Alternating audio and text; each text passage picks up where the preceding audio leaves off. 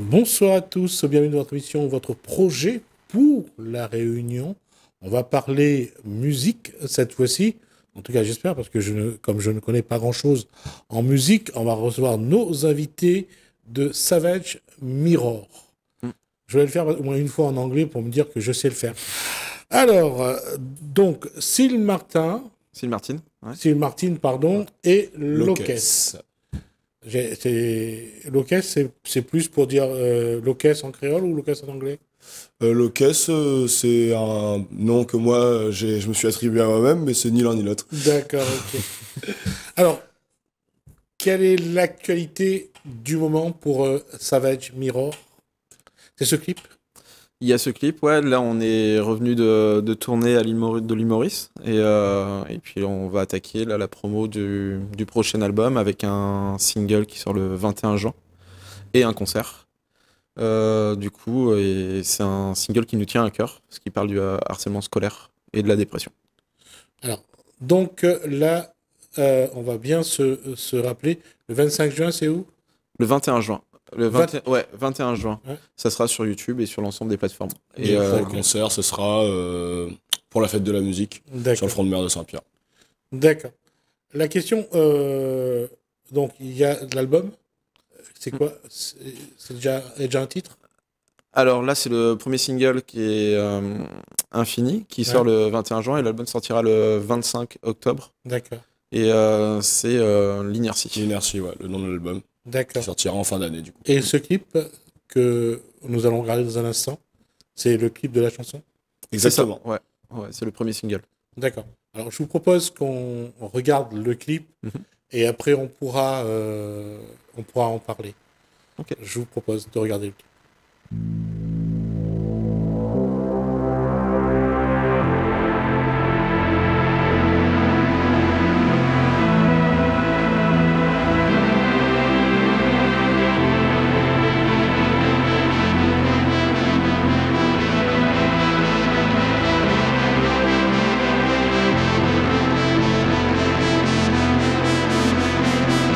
Pourquoi j'ai sombre le vide infini?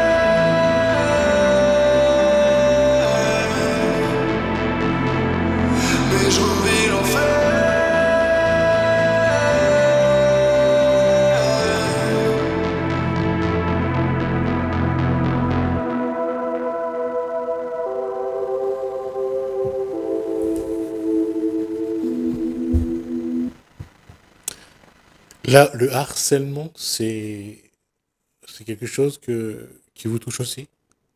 Ah bah oui, forcément. On a commencé déjà par écrire une musique sur la dépression en général. Et puis en fait, nous, vu qu'on travaille avec les collèges, lycées, on a trouvé que c'était cool d'aborder ce sujet avec les élèves qui n'osent pas forcément en parler dans la vie de tous les jours. Il y a une grande part de notre public aussi qui a cet âge-là.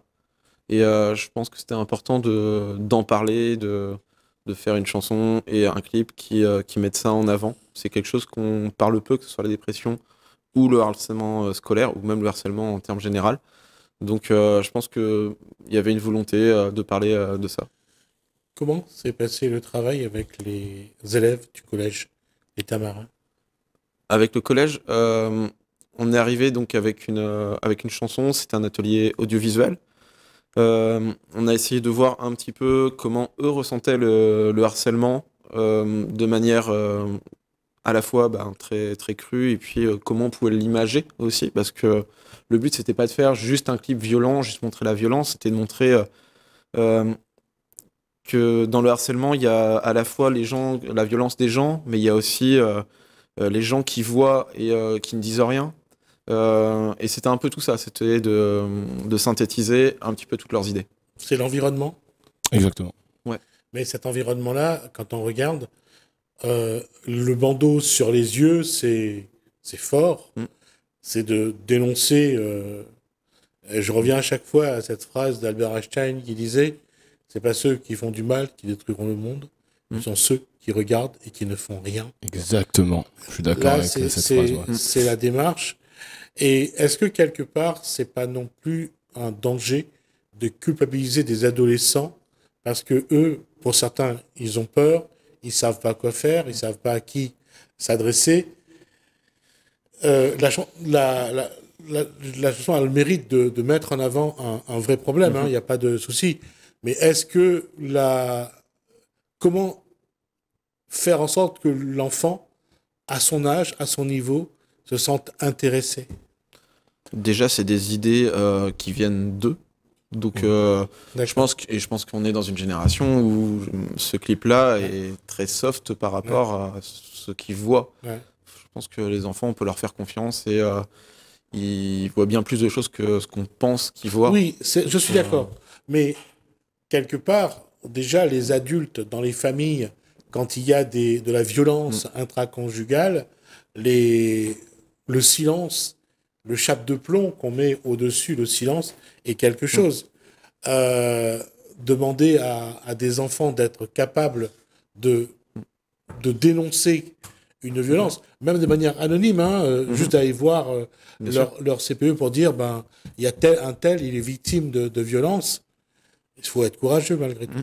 Il faut quand même être courageux. Après, nous, on pousse aussi avant tout les élèves là, on a fait un atelier justement pour réaliser ce clip-là, et on pousse les élèves en fait, on amène les élèves aussi à découvrir les métiers justement de l'audiovisuel et de la musique, qui font aussi qu'ils puissent s'exprimer, pas que sur la violence. Exactement. De manière générale, s'exprimer. Oui, déjà, ils ont joué un rôle dans ce clip-là. Il y a tout un travail aussi d'acting. Et je pense que ce clip, justement, a servi à en parler. C'est vraiment un média de se dire, je suis pas tout seul, en fait, à ressentir ça. Ou, peut-être je l'ai vu. Et c'est ce qui s'est passé quand on leur a diffusé. On leur a diffusé 2 fois. Une fois en milieu scolaire et puis une fois aussi après l'un de nos concerts où on les a invités.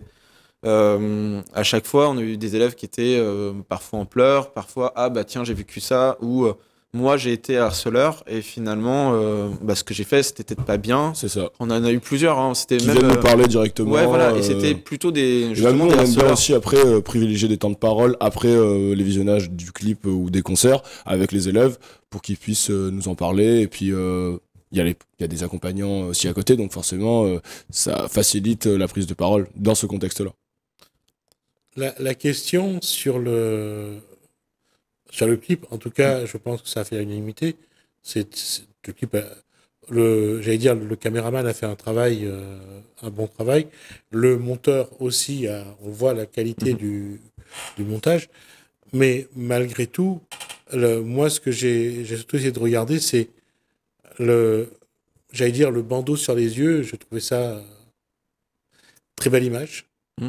Et après, le comportement des enfants, c'est très subtil de dire à un enfant, ben, regardez-vous finalement. Et quand ils sont regardés, qu'est-ce qu'ils ont fait? Comment ils se sont vus finalement dans le clip? Bah, on a plusieurs types de réactions. On en a qui sont forcément contents parce qu'on les met en avant. D'autres qui veulent justement être moins mis en avant. Et du coup, bah, forcément, ça crée une espèce de... Comment dire ça? J'irais pas... Non, en fait, ouais, tout simplement, t'en as qui veulent être mis en avant et d'autres qui veulent moins être mis en avant. C'est le cas, du coup, on peut voir dans le clip, les enfants qui ont des bandeaux.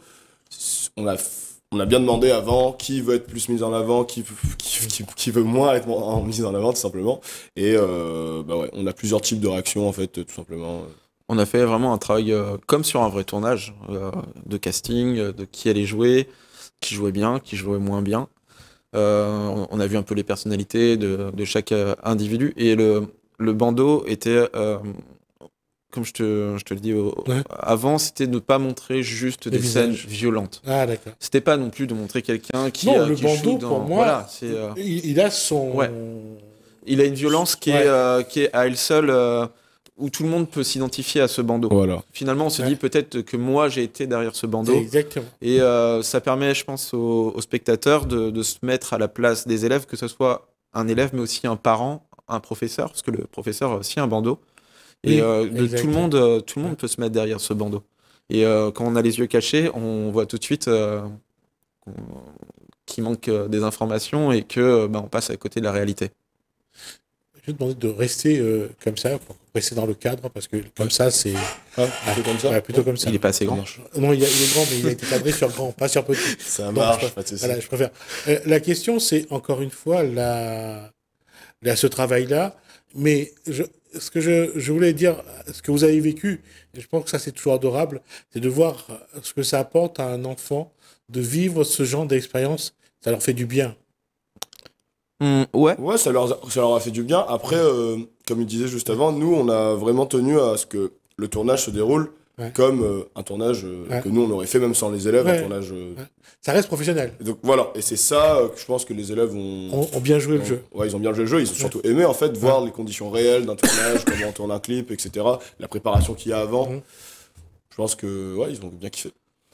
Ça, et puis il y avait aussi, c'était des réactions à la fois être heureux de se voir à l'écran, Ouais. du travail accompli, mais je pense qu'il y avait aussi, on a eu plusieurs élèves à pleurer après le visionnage du clip parce qu'on leur apportait aussi une vérité et puis quelque chose c'est une scène de tous les jours pour eux en fait. C'est ce qu'ils vivent tous les jours. Ah, Oui, ouais, c'est, et c'est ça qu'il faut se dire. j'allais dire que finalement, le titre Savage Mirror, Hmm.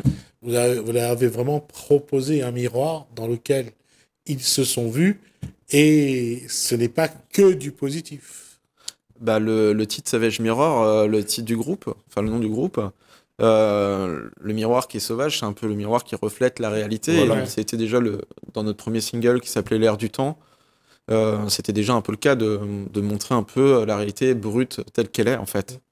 Donc ouais, je pense, j'espère du moins que c'est réussi. Non, c'est... À chaque fois qu'on propose un miroir à quelqu'un pour qu'il se voit dedans, Mm. il n'y a pas que de belles images. Non, pas forcément. C'est la vie. Oui, Dans c'est la un vie, mélange des deux. il y a tout. Il faut voilà. de tout Ouais. pour faire un monde. Donc, c'est pour ça que je disais que là, quand ils se sont regardés avec le bandeau sur les yeux, Mhm. vous en avez parlé de ça? Bien sûr. Ouais. L'idée vient en partie d'eux, de savoir comment on allait représenter. Et ouais, c'est quelque chose qui leur a parlé de suite en fait. C'est vraiment, ouais, je pense que c'était instinctif finalement. C'était comme se mettre les mains devant les yeux. Oui. Mais là, c'était tout le monde est un peu des robots, tout le monde est un peu dans un certain parcours où. J'allais dire, il y a le bandeau, mais il y a aussi le smartphone. Oui. Ouais. Si pour moi, en fait, le vrai bandeau, c'est leurs yeux, c'est leur smartphone finalement. Dans le monde d'aujourd'hui, oui, c'est Ouais. clairement ça. Oui et non. Alors déjà, pour mettre le smartphone dans un collège, ça a été un débat Parce que normalement, assez c'est long interdit. parce que est-ce qu'on autorise sur le tournage les smartphones? Est-ce qu'on montre que dans le collège, il y a des smartphones? C'est quelque chose d'assez tabou, alors qu'en fait, tous les enfants ont des smartphones. Et je pense que le fait de mettre un smartphone était primordial. Parce que je pense que à l'heure actuelle, les enfants, enfin les ados, voient la réalité à travers un Ouais, écran. tout à fait. Ouais. Et ils voient beaucoup plus de choses, finalement, que ce qu'on pense. Nous, adultes, on est peut-être un petit peu naïfs en disant, bon, finalement, ils voient YouTube. Et finalement, il y a beaucoup de scènes violentes. Et ce portable a aussi une part de montrer la violence accessible aux enfants.